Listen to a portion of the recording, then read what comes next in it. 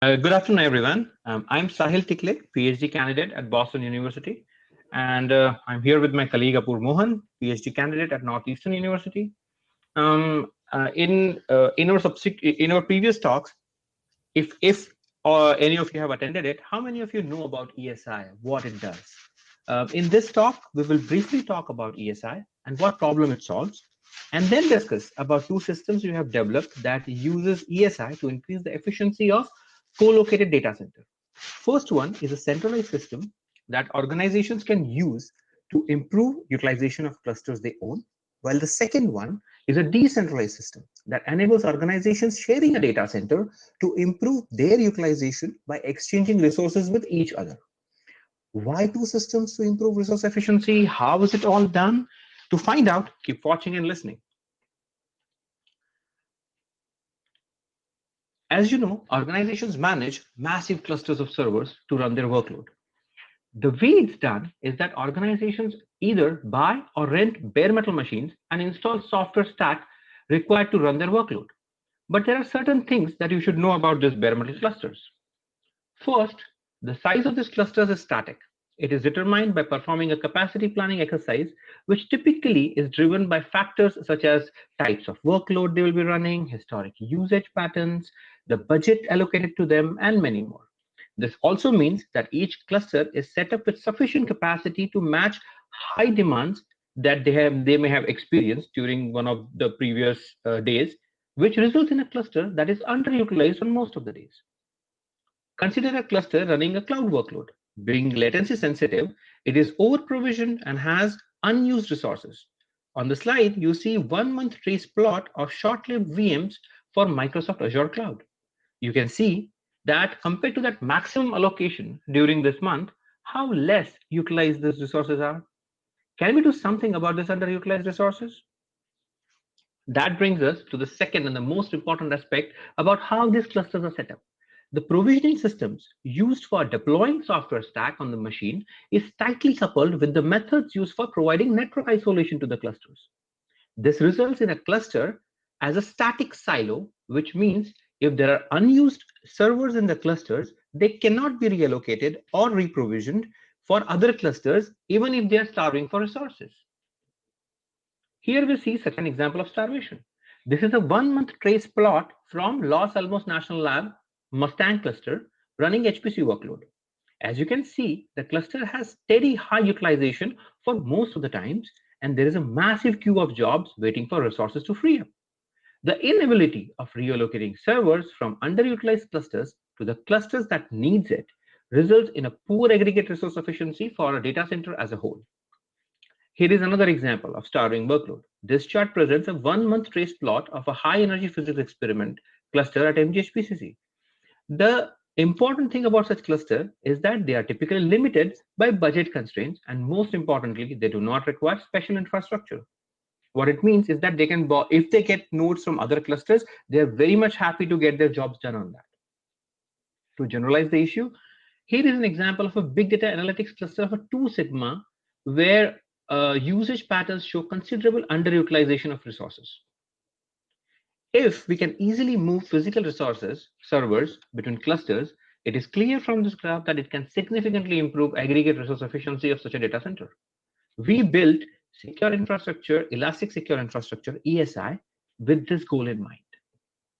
Elastic Secure Infrastructure is a multi-tenant, bare metal multiplexing system that allows movement of physical servers rapidly and securely between co-located clusters in a data center. Let me give you a quick overview of how it is done. ESI consists of following systems. The hardware isolation layer, or HIL, does network isolation, provides multi-tenancy by logically separating resources per ownership. Bare metal imaging services provide operations related to disk state management that is useful for provisioning nodes allocated to the cluster.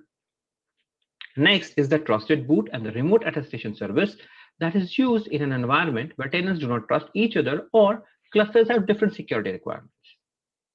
Combining all this services, we get ESI that allows for rapid and secure multiplexing of bare metal servers. We did a bunch of experiments to test the performance of our systems and got really good results. I can talk about them all day, but the key result here is that what you see here. Using ESI, we stood up 3 clusters, each set up for a different workload, a cloud, a big data, an HPC cluster.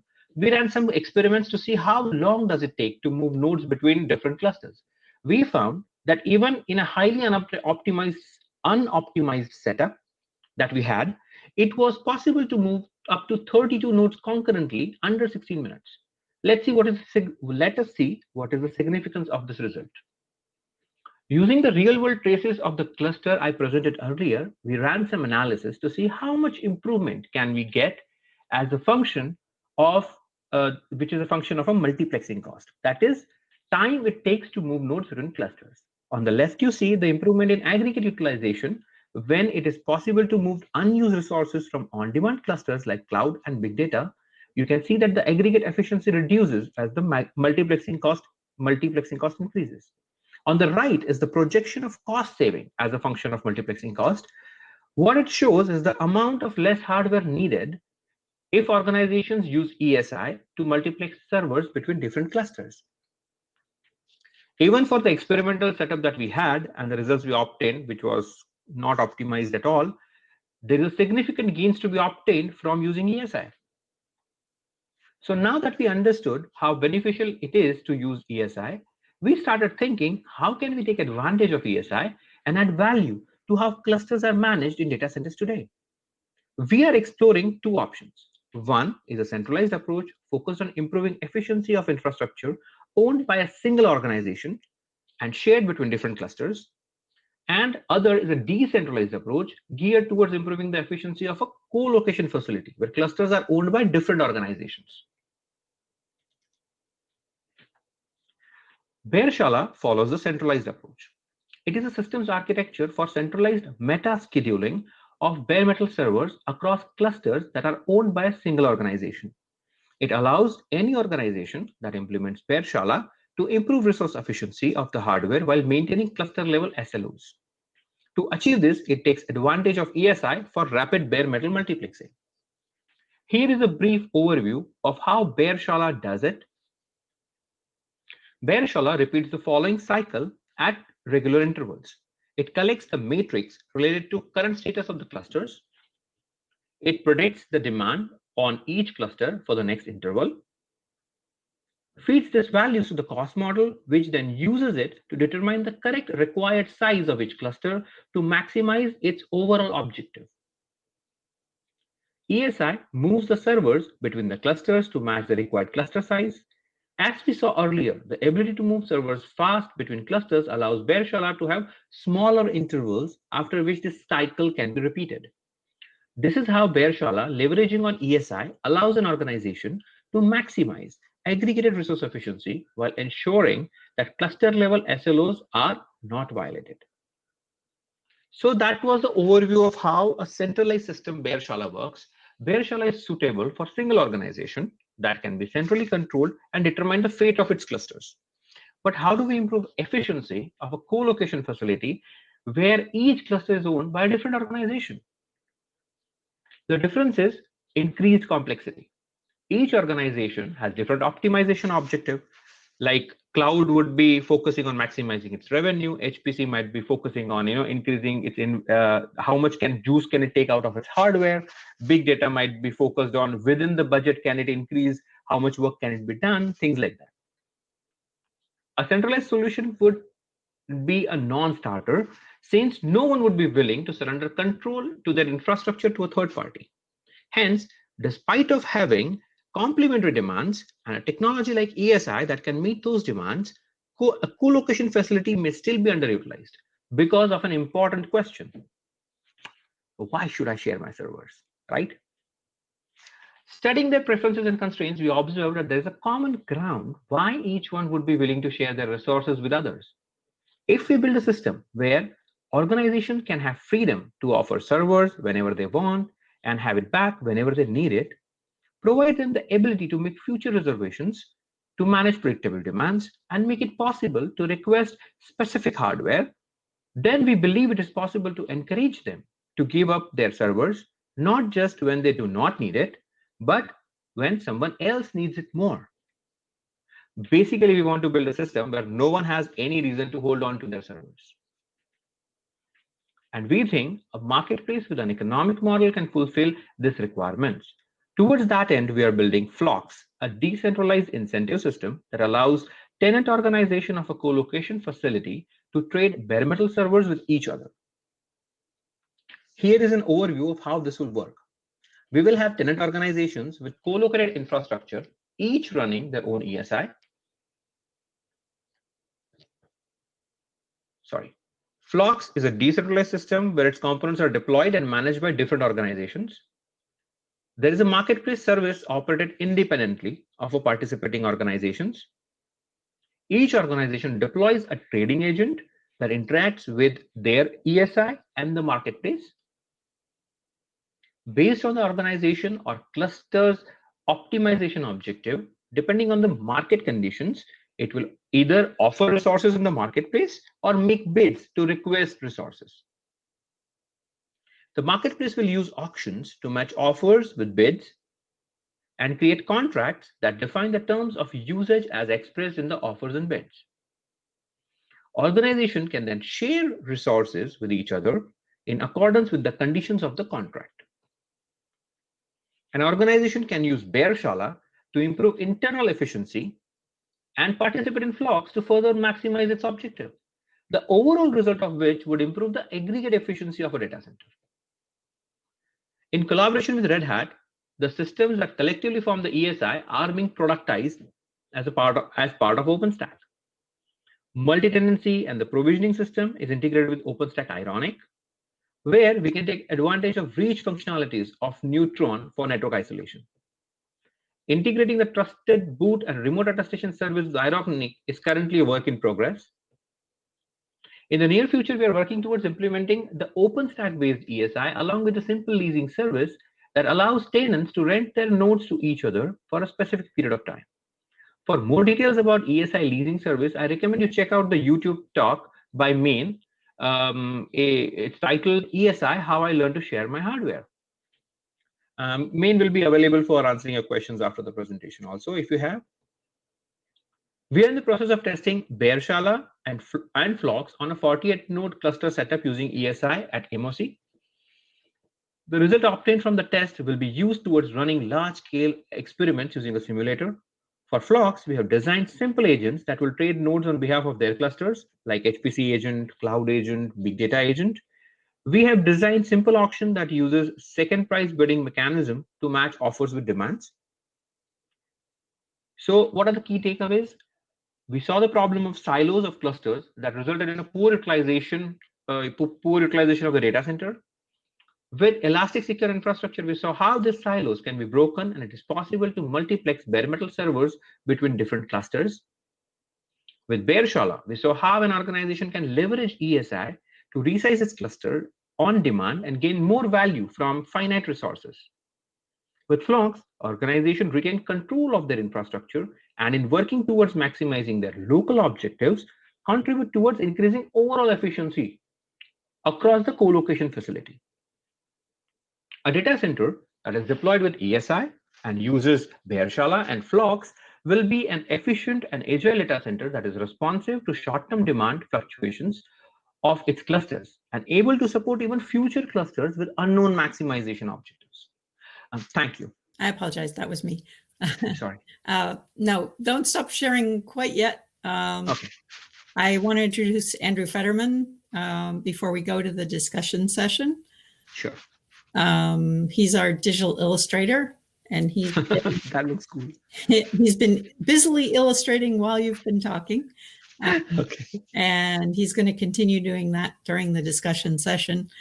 And William will also be joining us in the discussion session now. So apologize for the problems with Hopin that prevented William from being able to be here, but I'm sure the interactive discussion will be very interesting. So thanks a lot, Sahil. Thanks a lot, Andrew. And you can leave the stage now and go to the session. I'm William Henry. I'm late to the call because I couldn't get all the buttons to work. I had spent a half hour with the folks yesterday, so I did do my due diligence and make sure that I could figure it all out, but it just wasn't working for me today. I'm part of Red Hat's distinguished engineering community. My background includes some academic research at Dublin City University back in Ireland, and I love research. Also, this talk was really important for me because I've worked on some large-scale grid computing projects over the years, including out at places like DreamWorks. And so as we talked with Sahil and Apoorve the other day, it was bringing me back to some of the problems that we were addressing about 10 years ago. So Sahil, these large-scale problems, we're not dealing with just silos anymore, right? We're dealing with very dynamic cloud environments. Can you explain that a little bit more to me in terms of some of the motivations around this? So actually, we are dealing with silos. What we are trying to address here is that, yeah, there is a notion that clouds are elastic, but clouds are elastic in serving their capacity to their customers. On their own, the deployment of cloud is static, and they're because they cannot let ever a customer go. They're always over provisioned with extra capacity. Right. What means is that most of the time they're underutilized. So we looked at this case that when clusters are underutilized, how can we have a solution where this capacity can be used by other clusters? And when we say other clusters may not be cloud.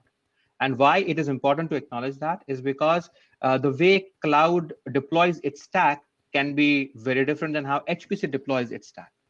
And you cannot have a common solution for both of them. That means we had to go to the bottommost common factor, which is the bare metal machine. That if we can only move the bare metal machine, then everything else, they're free to deploy their software stack however they want. Right. So and now, that's the real freedom that we wanted to achieve. Right. And that's what I meant, that we have been dealing with static, but we are now dealing with more dynamic and flexible things. So that brings in a whole bunch of problems though, right? Because first of all, how do I, as a provider of hardware, decide that it's okay to join and share my hardware? How do I feel secure? But also, if I'm going to bring my workload there, how you know, how do you make it secure for me to make it feel like, hey, it's safe for me to bring my workload and just, it could be running on anybody's hardware, right? So that's the problem you're dealing with. Oren wants to come in. Oh, yeah. Thanks, Oren. Sorry, I was on and off. That's actually why we've been doing a lot of work on being able to do attestation not to the provider, but to the tenant. So the tenant can actually verify that no part of the firmware or any part of the machine was actually compromised by a previous user of the hardware. And so on top of that, once you have that, you can actually burn your secrets in, and you can actually encrypt your storage if you want to. You can do everything else you need to. Or on the other side, you can actually find out who's deploying this hardware. So for example, we have infrastructure at the MGH PCC where Harvard, for example, has HIPAA, can easily implement the HIPAA compliant rules on a per rack basis for the physical access, but doesn't want to stand up all the rest of the stuff for HIPAA. So BCH, for example, can go and acquire hardware from that particular pool and know that, yeah, they trust Harvard. They don't actually have to, they know nobody's actually going to be snooping on the network interfaces. So they don't have to do, say, network encryption, but they know the entity that the hardware is actually coming from. So on the one level, when you hand out hardware, so we don't, if you look, one of the things we've got working with this is the Open Cloud Testbed, which is researchers having access to bare hardware, people like Sahil, right? And the Harvard production cloud does not want to actually take on hardware that was previously accessed by a graduate student unless they can actually fully ensure that the thing was scrubbed, etc. So there's all these different trade-offs, and a lot of them are sort of solvable, I guess. Does that make sense? Yeah, this has got to be one of the most practical, excuse me for being biased, but one of the most practical of the presentations at Research Stage, because this is a real problem that people are struggling with, right? Is the capacity issue, and then if they have overcapacity, being able to share that with others securely, but also if you've got workload, being able to land it almost. This marketplace keeps on coming up. Now, here's a question. There's going to be different levels of security requirements for different people, right? Some folks will want to say, hey, this is just a fun application or a bit of research I'm doing that the data isn't that secure. So how do you match, back in the days of grid computing, there was a lot of matchmaking in terms of the type of hardware or environment you were going to be running on. How does that sort of happen here in this world? So, Oran, are you taking or should I speak? Whichever you want. Oh, okay. So, the question was that if different clusters have different security requirements, how do you match that? If the workload has. So if my workload has different security requirements, how do I turn around and say, okay, I'm willing to go to the marketplace, but I need this type of level of security when my job lands, when my workload lands on. So, right. So the way we have designed it in the ESI, as Oran was saying, that we are putting the person who is renting the node in control. Like, unlike when you go to cloud, it's the cloud that decides what are the rules of the security, and you can either leave it or take it or leave it. Here we have flipped the rules and saying that we will give you a bare metal machine, and we will give you using the attestation service. You can ensure that this was not tampered with. Now, from then on, now it becomes a game of choices. If you trust the provider, then the provider will give you whatever security you require. If you do not trust the provider and you have the wherewithal to actually implement your own security measures, you're free to do so. If you can also do a combination where you can take a node from a provider, like say you're a bank and you're taking a node from a systems researcher, right? Now, systems researcher, if you take it, he's not cloud, he doesn't know how to do security. And you are a bank, you're not in the business of putting security. So you will take that node, you will actually employ a third party and say, can you make it secure for me? And you'll buy the services of them, and then you'll do that. So there are various combinations available by which different customers can see whatever suits them. Okay. If you're absolutely paranoid, financial organization, then you can do complete network encryption and everything as an overlay above that. Got it. Very, very good. And what about, do containers technology play a part in this, or is it just an extra layer up here? It doesn't matter. So yeah, yeah, Oran. So I think that's a super interesting thing. I think that right now we're in a position where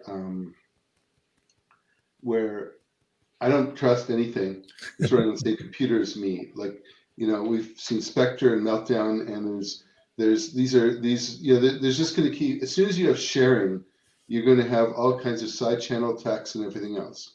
I think that if you look at sort of, we're exploring, sorry, I don't know what's public. So there's various discussions going on about partitioning hypervisors and about being able to, for example, give guarantees, right, to avoid any side channel attacks and stuff. And I believe that there's some new hardware from Intel that actually has such a hypervisor embedded in their systems.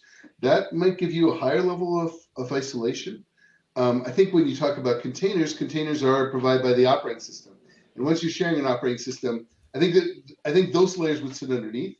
But if you start moving down the path of lightweight partitioning hypervisors, then absolutely it's possible to do a much finer granularity and imagining deploying containers inside that. So, for example, the SUSE work from Jonathan Apafo and his team talked about a really tiny model for deploying containers on individual virtual machines that are kind of snapshotted from each other and stuff. So I think there's lots of interesting places where that could go. Yeah, you could deploy a full Kubernetes or OpenShift, if you like, a cluster on top of the bare metal and use containers that way.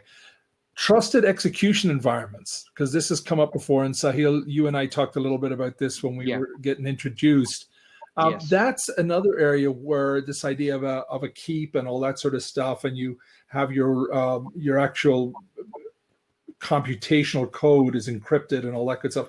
Is that something that could also come to bear with this, like projects like NARCs and stuff like that, where the hardware could also be certified to have trusted execution environment capabilities within the chip. And so therefore you bring, oh, I want that. Therefore I bring my workload there, and then I can do all my other stuff on top of that, bring up all my machines and all that sort of stuff. So we are so let me see if I understood your question correctly. So that's actually very interesting what you're saying, that we want the people who want to run secure workloads to be able to identify the correct hardware for which their workload is compatible, right? Yeah. So for that actually, the model that we are trying to build with Flocks, the marketplace, is that when people are trying to request hardware from the marketplace, they can actually qualify attributes of that node. What sort of node do you want? Right. And we are not saying there's one marketplace. There can be multiple marketplaces, Sure. and every marketplace may have different rules. So there may be only a secure marketplace where the rules are that, every node will go through certain cleanup between multiplexing. Maybe the cost is more, but then people are willing to take that for the secure infrastructure that they want. And if it's having a certain chip or a certain GPU or a certain specialized hardware, maybe they're priced more than others. Right. Or networking or faster storage, right? So there are some hardware matchmaking that you could be doing on this, like I need TE environments and I need GPUs or I need ultra fast. So we want to give the ability. Sorry, go ahead. I was going to say, once you match that and you say, yes, I'm going to buy some time on that, then you bring all of your software stack on top of that to the bare metal. Love it. This is great. This is really good stuff.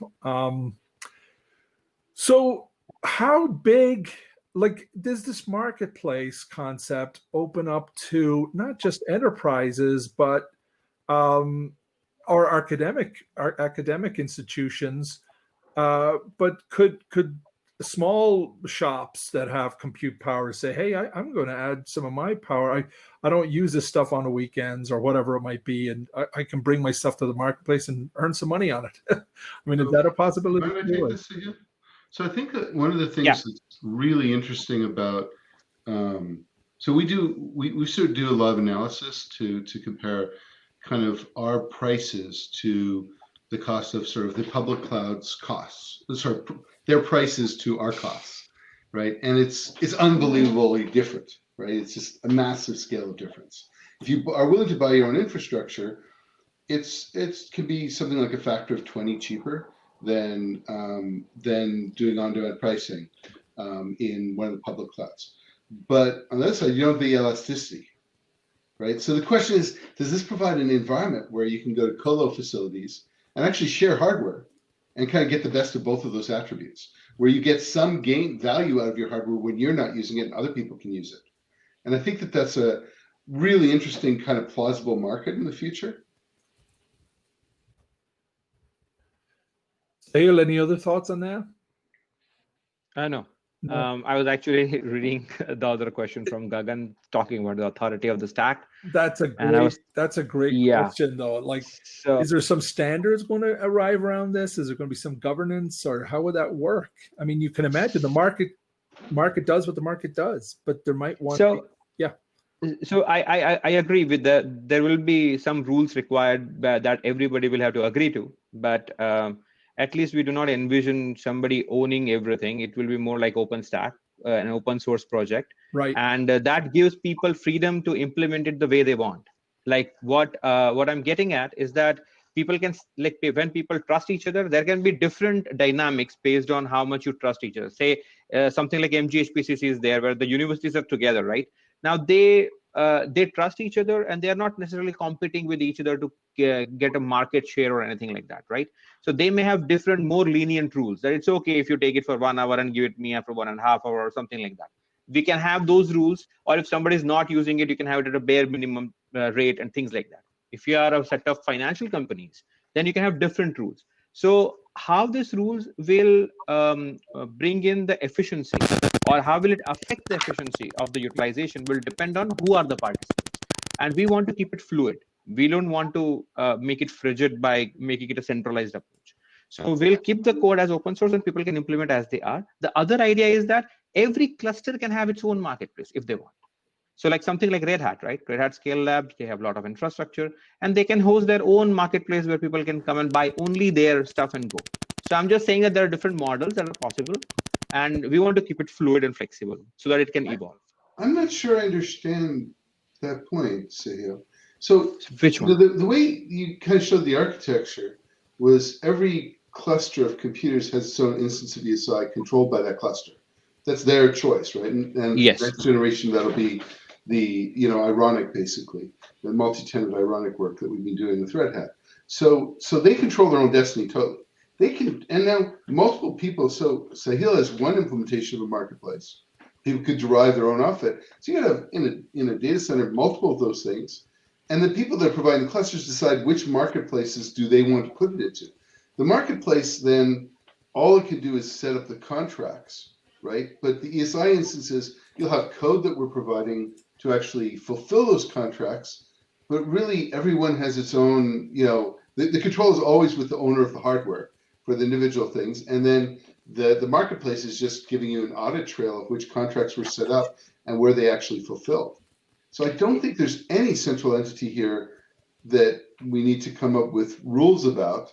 It's just if the marketplace isn't doing a good job, go to a different marketplace. Right, but how do I people was- join the marketplace? In other words, so imagine there are you talk about contracts or whatever. There's also got to be a kind of a protocol to say, hey, here's my hardware and it's joining, and there's got to be some handshaking there and under the contract. Would that be different for different marketplaces, or would there be a sort of common? We have one implementation of that, but there's nothing precluding you from other ones. I mean, I really am loath to go down the approach where there's any model of trust where we all have to, accept a centralized authority. Oh, no. I'm wondering though, would there be a standard sort of protocol for how you join? Right. Yeah. And that's, I guess, where my question was, is there, like one could imagine a standard body trying to figure out, hey, how do we make sure that we come up with the right standards of a protocol so that we can make all marketplaces equally accessible to, so for example, Boston University could be part of bring their hardware to one marketplace and then decide, oh, wait a minute, I need to move to another one, but they don't want to have to be having to do a whole lot of extra handshaking and working, right? We'll have to standardize those interfaces just exactly. But actually, well, this is one of the things that, so do you know how many cores of compute we have in MGH PCC right now? 300,000 cores of compute. 300,000 cores. Wow. And the majority of the workloads running there are HPC, they're batch scheduled, right? So they have a lot of flexibility and stuff, right? So, and if you look at things like, for example, Red Hat Scalability Lab, you guys do have real problems. If you want to run a scale experiment on, say, 10,000 nodes just before a product release, there's, you don't have that, right? I think, and so I really think that if we can start getting this accepted and used within companies as well as outside.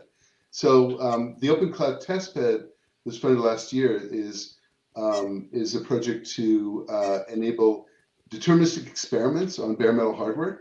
And we've kind of coupled that with the MOC, and we're going to be using ESI to move infrastructure in and out of it. I'd love to have other use cases like the Red Hat Scalability Lab or like other things like that that are commercial, because it's probably more important for some set of things to have massive scale for small bursts rather than sort of continuously a modest amount of infrastructure. Right. So one of the problems that that I would experience on the grid computing side was, what we call this sort of idea of fulfilling those contracts. For example, the idea of having shares of time on the based on your agreement that we're going to get 25%, or I'm going to have this much of a service level agreement with it, and trying to maintain those and schedule those. So that's one problem. The second problem that's part of that, and Sahil and I talked about this, was the idea, let's say Boston University or one of the national labs is doing their share sort of stuff, and then some emergency comes along, and so for example COVID, and it gets really, really bad, COVID-20 or something, and so you have to give all of your compute and take over the entire infrastructure to run some compute problem to figure out what's going on. How does that happen in this sort of world? How do the service level agreements and the ability to just take over a grid, how would that happen? I think that's like super cool use case. So when I was talking to Hanskin Air Force Base, the CTO there, you know what the utilization of their infrastructure is? No. It's so cool. 1/3 of 1%. Right? So they have all these computers sitting there whose utilization is 1/3 of 1%. So why? It's like your fire trucks, right? You do not want your fire trucks to be 90% busy because Right. if you have emergencies. So this infrastructure is there to deal with national emergencies, and it's never used. And because of that, it gets dated. You don't actually know that. Yeah, and you have to procure new stuff at taxpayer expense. There is lots of stuff exactly like that. I think you need the nail on the head because there's a lot of use cases. So you could imagine, for example, particular clusters working on a deal with the Air Force, saying that in the national emergency we'll do this, and then part of the contract they give to everybody is that your price is subsidized by 20%, and you have some infinitesimal chance that you're going to be preempted in 10 seconds due to a national emergency. Right. And frankly, I think no users of HPC are going to object to a 20% discount for that kind of thing. I don't know if you ever worked with the movie industry, you might be wrong there, because no national emergency overtakes the production of and release of a movie. That's my experience. Okay.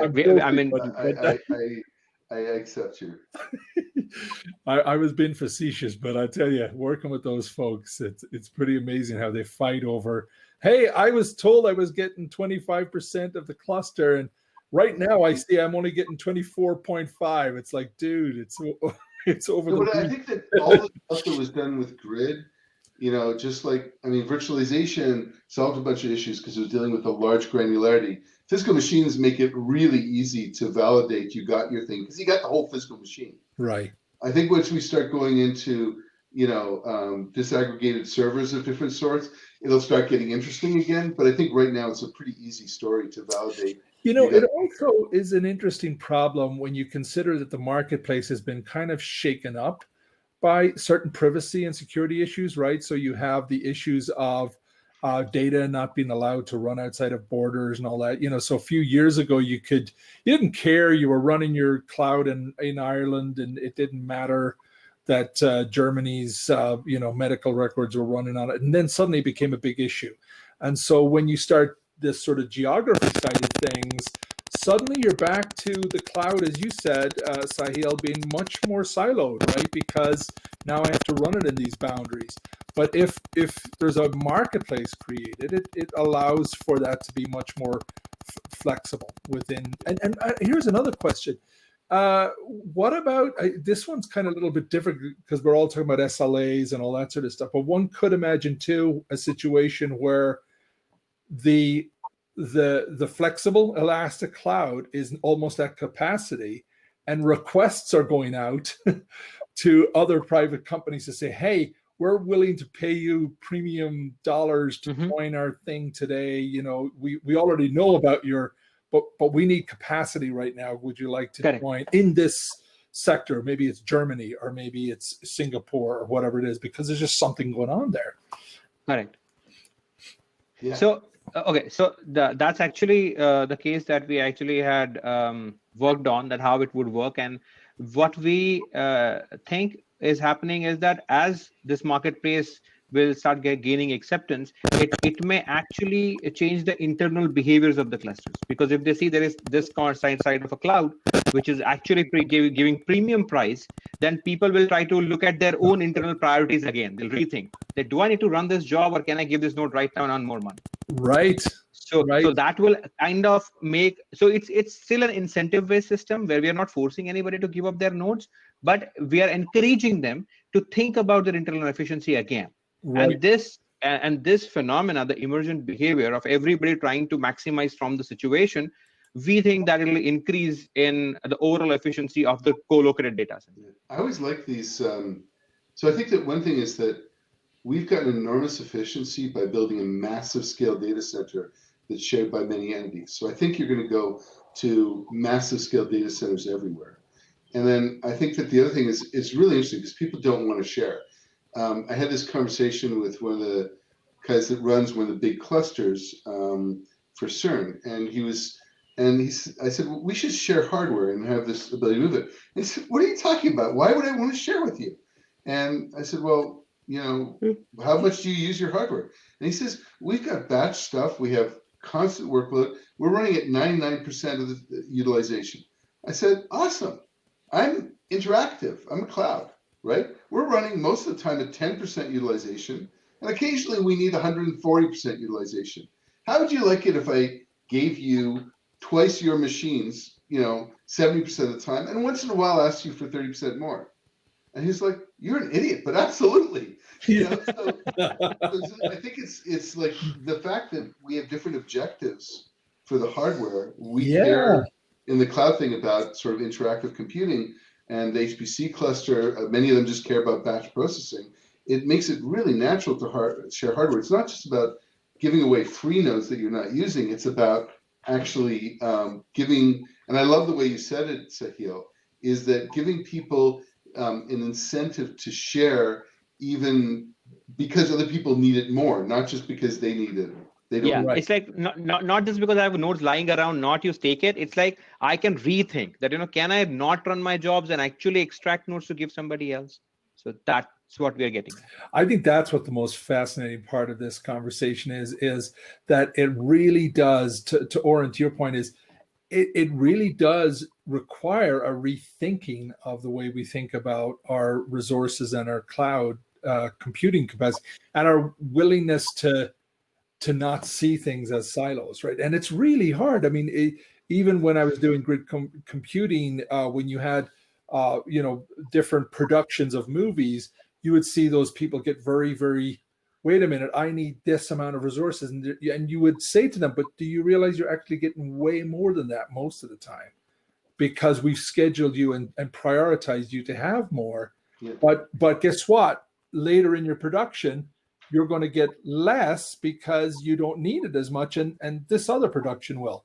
And it takes people a while though, doesn't it, Oren, to try to shift their thoughts around that. And I'm sure Sahil has found the same thing. It's a really different way of thinking. Yes. Yeah. But one of the biggest things that you guys are addressing too is this whole security part. And that I think is going to be critical for people to feel safe in addressing this. Do we have any other questions online before? Does anybody else want to join and hit that blue button? Or and let Andrew, while we're waiting on any last minute questions, Andrew, do you want to talk us through your wonderful little sketch and talk here? It looks fascinating. I love it. Sort of, it may have been hard to follow because, I sort of stay zoomed in, but, this is the capture of the Q&A. So basically I just sort of went left to right. We got into these security concerns initially, and I do take requests. So if there's anything, I'll send this to you guys after. I can always backfill anything that you feel like is missing, and I'll add some more imagery and color and whatnot. So I'll definitely need this. It's amazing what you have done. It's a good mind map to keep in mind. It really is. Yeah. Thank you. And I've got one for your talk. Thank you so much. And then this whole really rich marketplace discussion takes up basically those whole other half of the drawing, which was it's really fascinating. So thank you. And I'll provide this to you guys. I'll do some post-production work on this and send this out to you guys. Cool. I hope we can put that on the website for ESI. Definitely. One more question. You guys can do whatever you want with it. By the way, one of the big things is we started this now, 2015 or something, right? And this has been sort of the core of Sahil and Apoorve's PhD thesis. But so we built, originally, our first thought about this, and I think you'll find this amusing, is we thought, okay, there's got to be this layer at the bottom that doesn't do provisioning. All it does is isolation, right? And let people provision things in their own way. Because if you go to our HPC cluster and you tell them, hey, use MAS to provision, or use Ironic, or they'll just laugh at you. There's they've invested in their tools for a long time. Right. So we need the strong isolation. So that's where we did Hill. But we actually first talked to the MAS team and to the Ironic team, and we said, look, we got to decouple this. We need this layer in our data center to just draw lines between things, right? because other people have their own tools. And they said, no, we don't want MAS being able to run on top of Ironic, or we don't want Ironic. Everybody wanted to control the data center. And by doing that, they locked out the HPC clusters and other people who've got their own tools that they've used it for a long time, right? So we had that real problem. Then we ended up doing stateless provisioning, because just the time to install your disk on a local machine, so that's what BMI became. And we did the attestation part. And what happened over the last few years is we've had more and more conversations with the Ironic team. And all this is done, no offense to Sahil, but by graduate students and graduate school quality, research things. And it's working. We're running the MOC on top of the Hill capability, for example. But it's got a limited hardware compatibility list, etc. Now the Ironic team has accepted this. And so we've been able to move all this stuff into Ironic, and I'm super excited about that, because now we have an open source community and a product essentially that's re-implementing these key capabilities.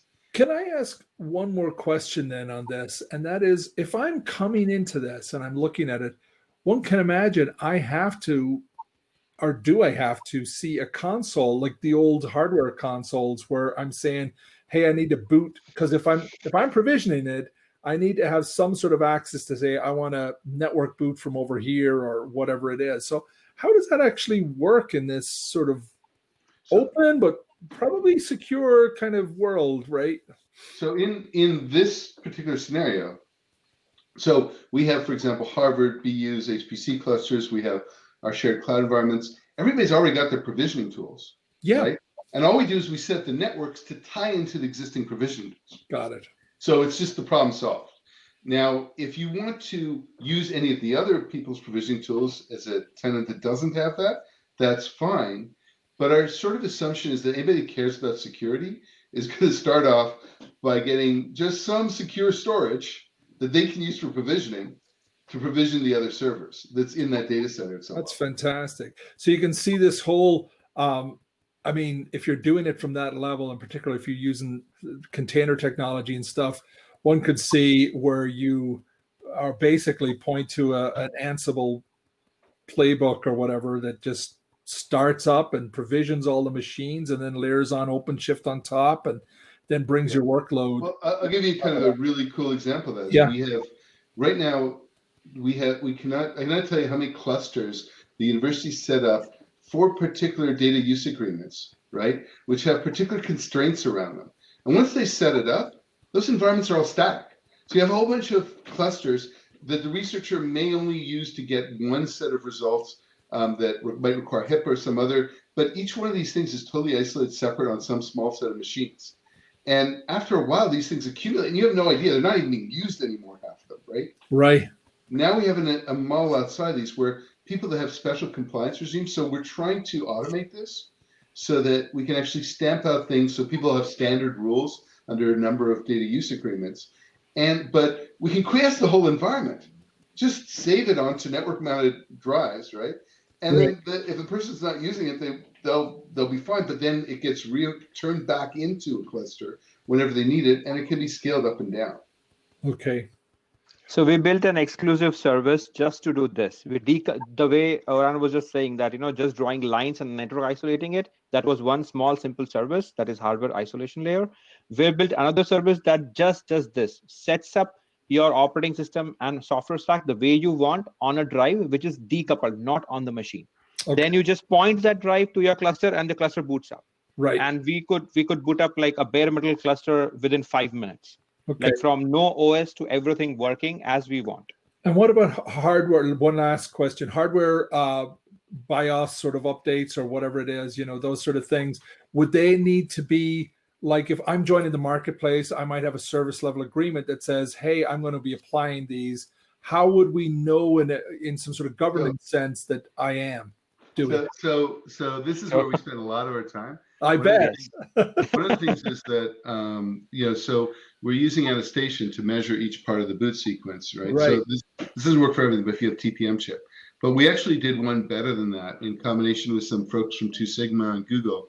They actually, we actually burned into some machines our own BIOS, Linux BIOS. So you can actually get back the measurement of it, but we made it so it's deterministically built. So you can actually look at the source code and look at the and know the thing you measured there is the exact source code that you compiled yourself, right? So you can actually have the deterministically built firmware. And the neat part about that, which we weren't expecting, but the post time for the standard UEFI is about 5 minutes for the servers we have. The post time for this Linux BIOS turned out to be about 7 seconds. So it actually not only resulted in a security qualitative thing, it actually improved our ability to elastically move things around. I mean, it completely removes any excuse to not have a secure BIOS. I'm like, everybody should have it if it's that fast. Well, this has been a fascinating conversation. Thank you so much for chatting with me and entertaining me with all the insights. It sounds like a really, really cool project. And as I said, Andrew, it is, but you might as well actually change it to firmware. It's more. Okay. Yeah. Thanks, Andrew. So thank you so much. Sahil, you did a great job. What? Pardon? And then Sahil's supervisor, I want to say, Sahil, you did a great job. Oh, excellent. Great stuff. I still want to know where Apoorve was today. So Apoorve make it today, and he is leading the efforts on the centralized meta scheduler, and I'm leading the research efforts on the marketplace. Right. And we have a team with like Main, Lars, and there are other team of engineers who are implementing the leasing system. So it's a big project. A lot of people are contributing. I know. Well, tell him we said hi and we missed him, but this has been a great conversation. Thank you so much. Thank you, Orion, for joining as well, giving your insights. This has been great. And thank you, Andrew. Looking forward to getting these beautiful drawings. Thank you so much. Really great. Andrew, I really look forward to getting that drawing. I'm going to have a big poster. A few questions, but this was great. Yeah. Actually, Andrew, would you be okay if we did this as a big poster outside the lab and stuff? That'd be really nice. Yes. We would love that. You can do whatever you want with it. You know, in Oren, if you need this because I did this in a piece of vector software, so it can be scaled infinitely. So, you know, if you want to wrap the building in it, just let me know. I'll put the file at the right size. There you go. Oh, yes. I'm going to wear a T-shirt. This is my research. All right. So I may ping you guys. Sure. For any technical questions I have, or maybe to add a little bit more color commentary around certain things, but otherwise, definitely. Thank you so much. And thank you for my late arrival, but I'm glad I was able to join this really fascinating session. Thanks so much. Appreciate it. Thank you so much. Bye-bye. Yes. Great. Bye. Sahil.